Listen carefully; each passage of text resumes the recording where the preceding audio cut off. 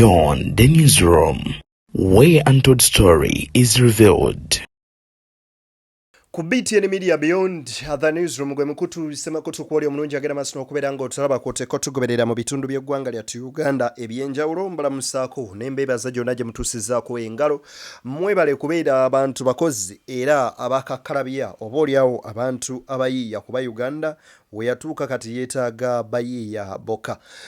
Musajja mukulu Elias Lukwago asindikiddwa eruzira ku mazzi paka ku lunaku lujja beera lwakubiri lwa Mande ng'ennaku z'omwezi 22 bamutadde ku alimando nonno Ebuvanjuba nebugwanjuba ewaka wasigalawo ewasinga. Beyond the newsroom gwe mukutu ogukuleetera ekyo ekisinga katiranga naffe ng'oyita ku noti 771 44 53 ne noti 744 26 45 na bino bikulu tetulanga bafere tetulanga basawo ba kinnansi n'abagwa mu kkoowa eryo mwebale kutuwagira. Thank you. Omusango gwavunaanwa gwa kugenda mu maaso n'okubeera nga ategeerako ku abo abaagala okulya mu nsi olukwe n'asirika kye bagenze mu maaso n'okubeera nga bakiyita is it miss prison treason kiri Uganda naye bino buli omu nina kyali wange musime yatero gamba nti eno this is a national cake buli omu wakugenda maaso n'okubanga agirozaako. Kyagulanyi kye yatugamba n'agamba bannange eyo gye muli temweyibaala buli omu kino walabika nga wakukirozaako. Abangi ne balowooza nti ebintu byakusaaga naye nga tebyali byakusaaga yadde akamu n'akeddagala.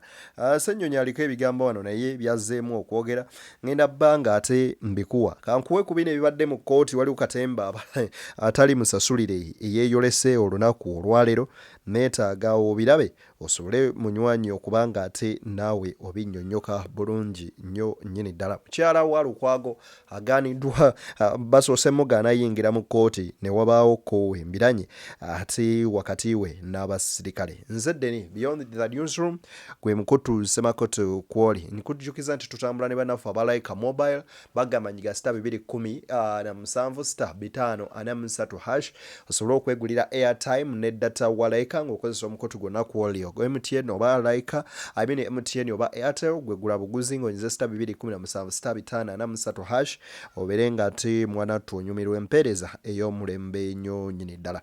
Njagala kuwa bineeno olabe musajja mukulu ono Lukwago bambi mu kkooti tunuulira.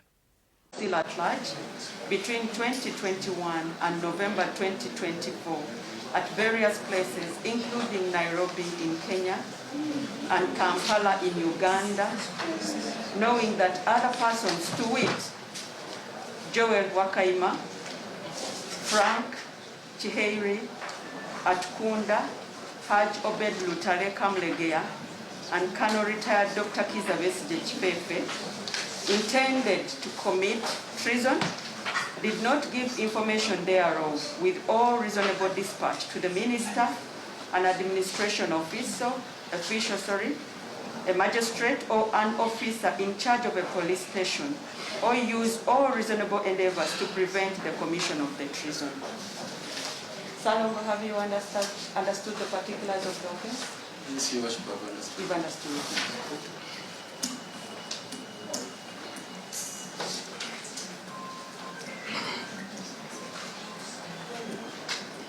Is it true?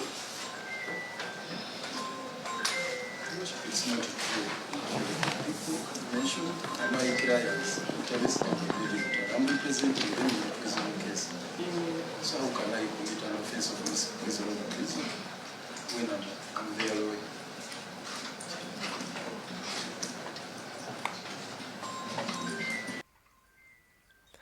Lukwago bwatuuse mu kkooti bamusobedde emisango egimuvunaanwa nga gino nno gy'okumanya ku bantu abali beeteeseteese okubanga balya mu nsi olukwe okuli Dr. Obedi Lutale, then kwoteeka Kadukiza Besigye n'abalala nga bwe babasomye nti era Lukwago bwe yabimanya teyaloopa yasirika busirisi so gwe musango ogumuvunaaniddwa kye bayise misprison and treason era gwe gumusindikisizza eruzira ku mazzi paka ng'ennaku z'omwezi 22 kaakati njagala kuwa katambi kano bambi sajja wattu lengera engeri gye bamututtemu eruzira. What we can also confirm is that the former Lord Mayor has denied these particular charges, and we await to see just how things will proceed.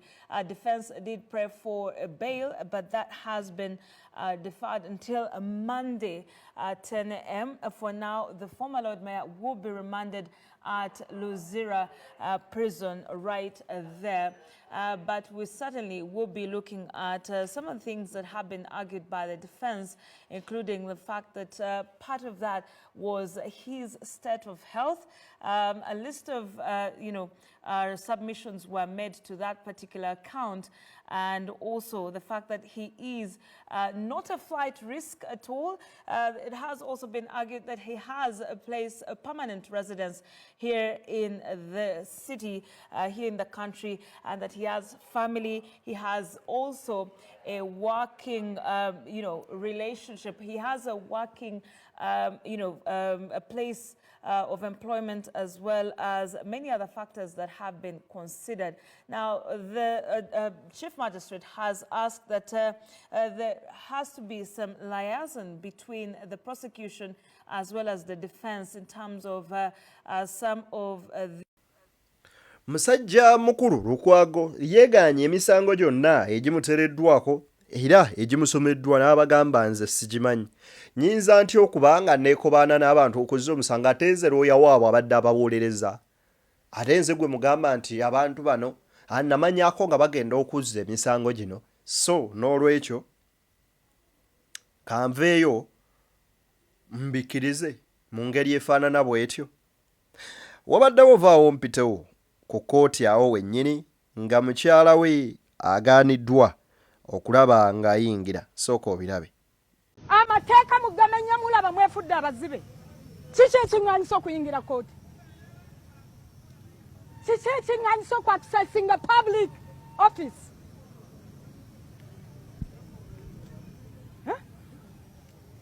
Mulaba amateeka okugamenya kye kisaanidde. Ne babakakkanako ne babafuula abatategeera amateeka ge mulina okukuuma. Mwe mulaba mufaanana bulungi mu maaso g'abantu bano nga muzibye public institution. Mulabika bulungi nnyo nga muli mu kutuntuza bannansi. Tuli bakulembeze bammwe. Tobona bwe beebwalabwala. Look at them. Where is their sabo? Supervisor, nsobola okwogerako naawe. Gwe gwenda bangayina ku nankani ku nkizo ku mayinja. Ejjembe ly'obuntu liriwa nga nzize okuwondera w'oluganda lwange mu kkooti. Ne mu kkooti sijja kujja. Bino ebintu muli binnyonnyola mutya? Ng'etteeka lye bali mu kubamenyesa likyukidde bu.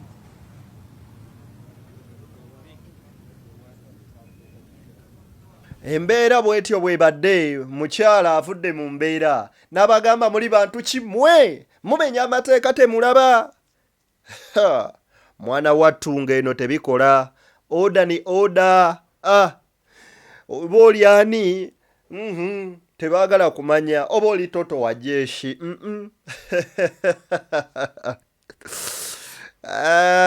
Bannange Uganda okusinziira ku looya waabwe Medad Segona bino bye bigambo bye byayogedde.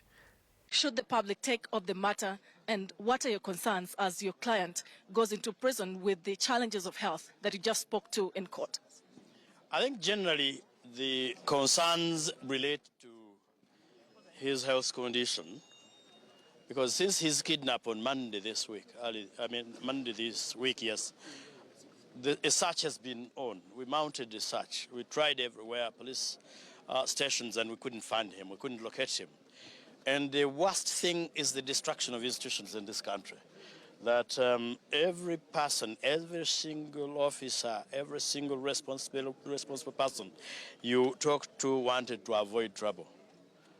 Right from the police and a military officer you talked with would say that one is not our prisoner. The police said they had no knowledge of where he was, and I believe them.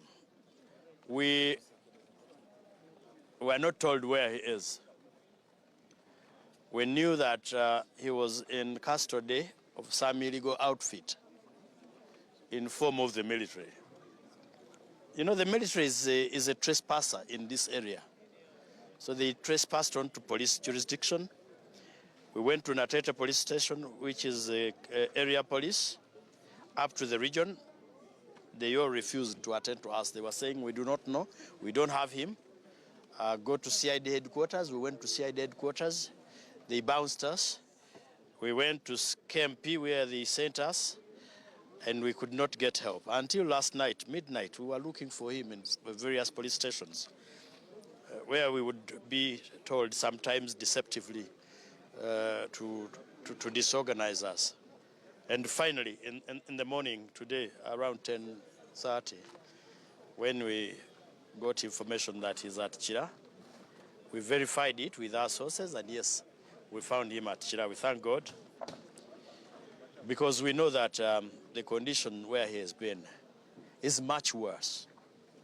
With relation to him being produced in court, definitely we cannot celebrate it as victory, but we can only celebrate the law. At the end of the day, the law may be slow, but the law will prevail over impunity.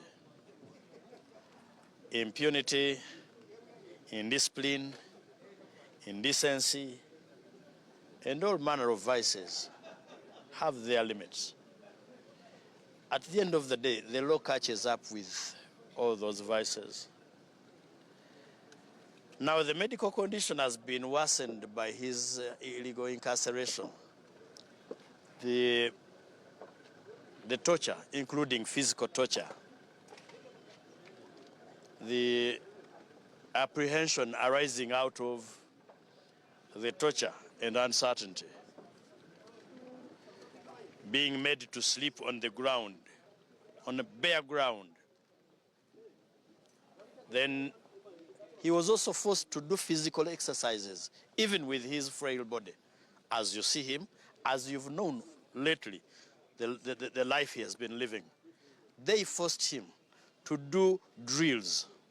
Okusinzira ku Medadi Sseggona agamba nti Lukwago ebintu bingi nnyo ebikolwa ebimukoleddwako ebyensonyi oba oliawo biteetaagisa na kwogerako, era embeera ye si nnungi. Bagezezzaako okukola ekisoboka okulaba nga bamusabira bail afulume, oba oliawo agenda afune obujjanjabi obusingako, wabula omulamuzi tabiwuliriza, kwe kumusindika mu kkomera abeereyoko okutuusa ku bbalaza eya sabbiiti ejja. Bino ebigambo byonna kangu bifulufiga mubiwulirizeemuko, oba oliawo tuyinza obbirondamu ekyamakulu ne bwe kiba kimu. Mumulabanga akaana, mumulabanga embwa. Singa mwegatta ku Bobi Wine nga mulina omutima omulungi olugulubirwa okununula eggwanga, bino byonna osanga tebyandibaddewo. Bobi Wine yabeegayira obbeegatta, mwe mwasinga n'okuba Bobi Wine psychologically, kubanga Bobi Wine tamanyi politics. Mwe mwali mumanyi politics nga musobola okuwulira Bobi Wine bw'alina okutambula. Mwamwegattako. Buli muntu mumuwala na mweraba nti mwasukuluma. Mweraba nti muli bateeketeeke. Bobi Wine akaana kubagamba nti mujja kukiwulira. Namugabo yayogera ki? Mwagendagayo lero mulinyisa amagulu ana. Kyagulanyi yabagamba nti bannange mujja kukiwulira munneegatteko. Mwamwegattako. Mwagendanga mu Bobi Wine nga mwagala mu sympathy, nga naye mumulyamu enko temumwagala. Tekibabonyaabonyanga nkwe. Mulya bulungi. Wano mumadde mulina obuyinza bungi nnyo nga temulina na position ze mulimu.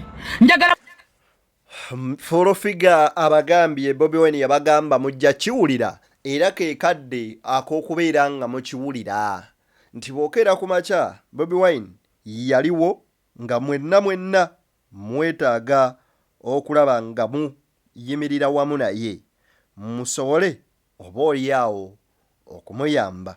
Mpaawo n'omu ku mmwe yavaayo okuyamba Bobi Wine, kati ate ku ssaawa eno mulaba biki bye yagenda mu maaso n'okuba nga ate abagamba.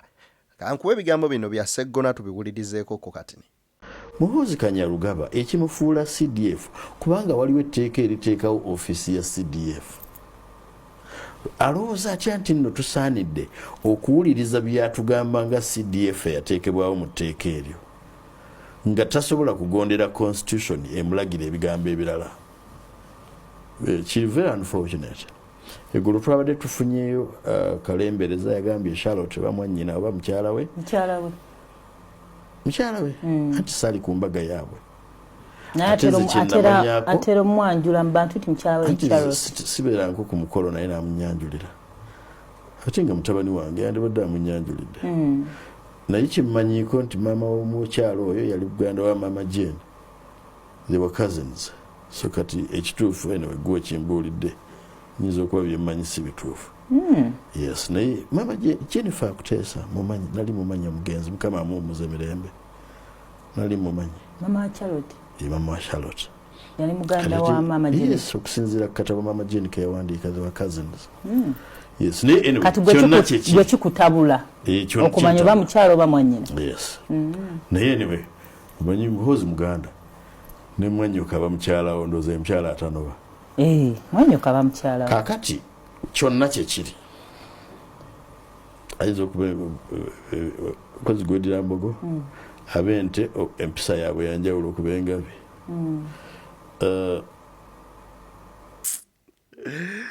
Nedadi Sseggona anyway kasoke kuwe Ssenyonyi wano tumalirize. Muhoozi keeps abusing his authority and office. When is he going to be called to order? That's a question that Ugandans out there have. When will he be called to order? Because we are not saying that we cannot be arrested, we in the opposition or anybody anyway. But what does the law say? The law prescribes how an arrest should be conducted and by who, and where people should be taken.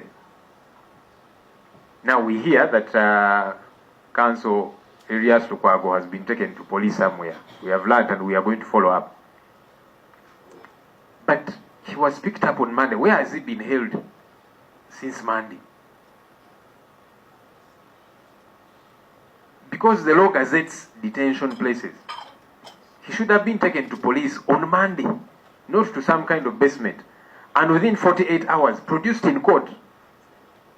But these things don't happen, and we think it is okay. It cannot be okay. Muhoozi abducts and tortures people. He has promised to kill Honorable Kyagulanyi and Dr. Kizza Besigye. He said he killed 22 NUP supporters and he wants to kill others. Muhoozi, who the hell do you think you are to break the law in a manner so wanton that for you think that the lives of Ugandans are in your hands? I'm going to kill this one, I'm going to abduct this one, and then you follow up on these threats. We are not going to be intimidated and for everyone to shrink when this man is breaking every law in the books. It's not acceptable. And then after he has written all of this garbage that he writes, you see him post and say, me, I'm a descendant of Jesus Christ, as if to insinuate that he is committing all these atrocities in the name of God. So you who are singing praises of this man, what guarantee do you have that tomorrow he will not be pouncing on you? Because he has done that to everybody around him. He has total disregard for the rule of law. And you're there, our generational leader. Advise him to do the right thing. Because you are not safe either. I hope that these people can wake up to these realities. And that's why we are telling this coward Muhoozi, put off our uniform, come down to the political arena. because you're settling political scores using the office that you occupy. That's not right. If you want a political fight, resign from the army, start a political party, and then let's go down to the grassroots. That's how politics is done. Not you are annoyed with this political figure and so you decide to use the office you occupy as army commander to go after them, abduct them, torture them. That's what cowards do. Not generals. Real generals. They don't behave that way. It's cowards who do that. So stop being a coward. Bajeno abatuufu tebeeyisa bwe batyo wabula abatooletoole be bokka abasobola okukola ebikolwa ebifaanaganako ko bwe bityo. Ebyo bigambo si byange bibadde bya George Ssenyonyi Besekeezi nga byogera abiwerekereza wa Muhoozi Kaine Rugaba. BTN Media Beyond Other Newsroom bwe bukotusaba kotukooli erinnya yenzadde lyaliwo okubaga okuweereza n'okutuusaako ensonga ez'enjawulo. Sigenda bitemaatema kusukka wano munzikirize mbate ate guludde n'oyo abampeera ebyo bye musinga okuba nga mwagala. Bye-bye.